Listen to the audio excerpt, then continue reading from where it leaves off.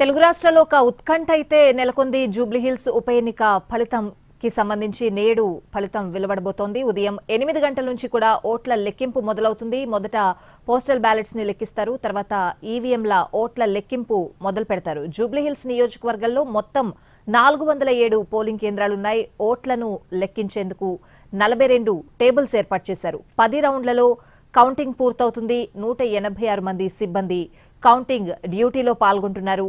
Counting హాల్లో ప్రత్యేకంగా ప్రతి టేబుల్ వద్ద కూడా సీసీ కెమెరా ఏర్పాటు చేశారు.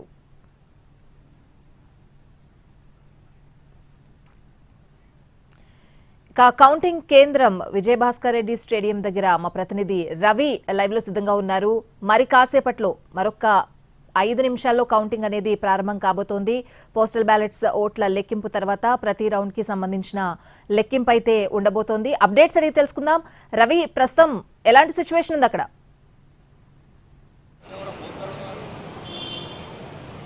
స్వాతి, పోలింగ్ రోజు ఇదే కోట్ల విజయభాస్కర్ రెడ్డి స్టేడియంకు కొద్ది దూరంలోనే కొన్ని చెదురుముదురు ఘటనలు చోటు చేసుకున్నాయి. ఇరు పార్టీల కార్యకర్తలంతా కూడా గొడవ పడినటువంటి పరిస్థితి. దాదాపు 100 మంది పోగయ్యారు. దాన్ని దృష్టిలో ఉంచుకొని ప్రస్తుతం ఇక్కడ కోట్ల విజయభాస్కర్ రెడ్డి స్టేడియం పరిసరాల్లో 3 అంచెల భద్రతను ఏర్పాటు చేశారు. అటు కేంద్ర బలగాలతో పాటు ఇటు స్థానిక పోలీస్ టీమ్స్తో పటిష్టమైనటువంటి భద్రతను ఏర్పాటు చేశారు.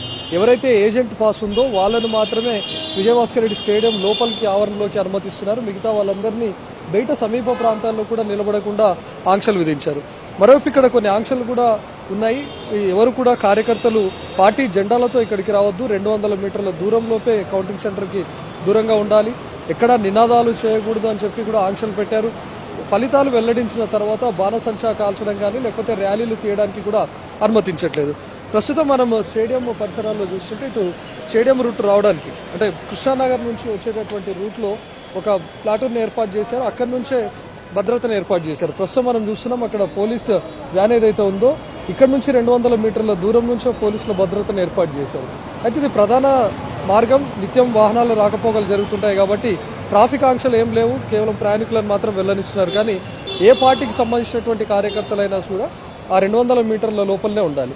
బయట ఉన్నటువంటి కార్యకర్తలకు కానీ ఆయా పార్టీలకు సంబంధించినటువంటి వాళ్ళందరికీ రిజల్ట్స్ వినపడేలా బయట కూడా మైక్స్లను ఏర్పాటు చేశారు. అందులో నుంచి రిజల్ట్స్ ప్రతి రౌండ్ కౌంటింగ్ పూర్తయిన తర్వాత వాటిని వెల్లడించి వాళ్లకు తెలియజేస్తూ ఉంటారు. ఇన్ కేసు రిజల్ట్స్ వచ్చిన తర్వాత కూడా వాళ్ళు ఇక్కడికి చొచ్చుకు